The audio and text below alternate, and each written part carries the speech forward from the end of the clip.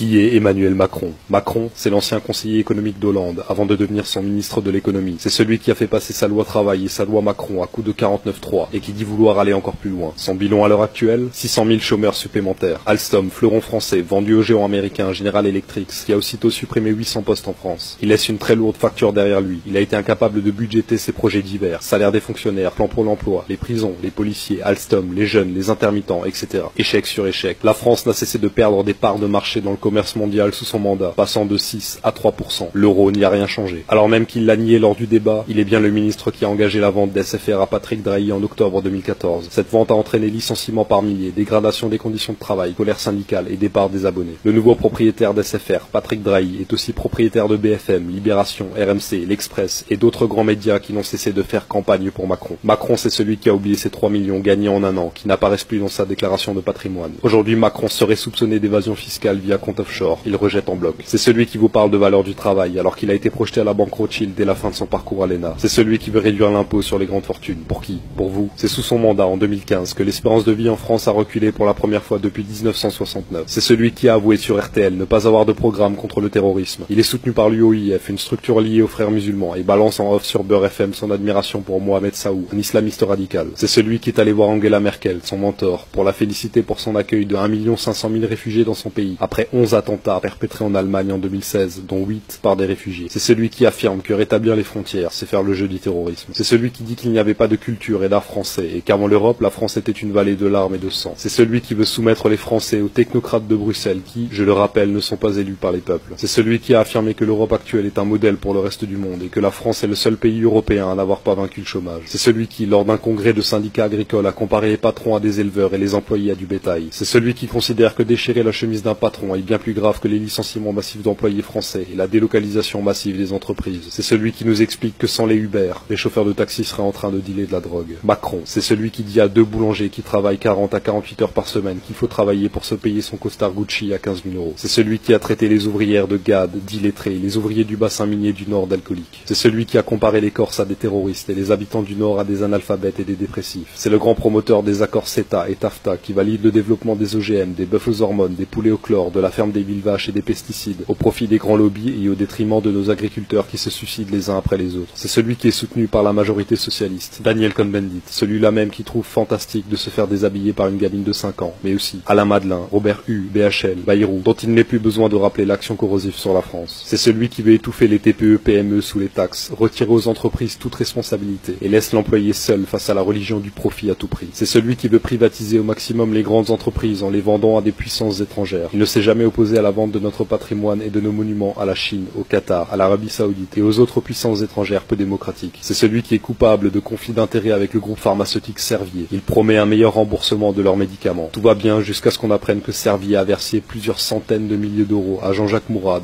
représentant santé de Macron. C'est celui qui explique que sans le CAC 40 et la finance internationale, la France serait depuis longtemps marginalisée. C'est le candidat des tensions internationales, provocation envers la Russie et leçon de morale au président américain sortant, menace à la Pologne et à la Hongrie, ça promet. C'est celui qui affirme que la Guyane est une île. C'est celui qui fête sa victoire avant l'heure. C'est celui qui a du mal à comprendre son propre programme en plein meeting et qui explique qu'en définitive, on s'en fout du programme, ce qui compte c'est le cap et le projet à définir.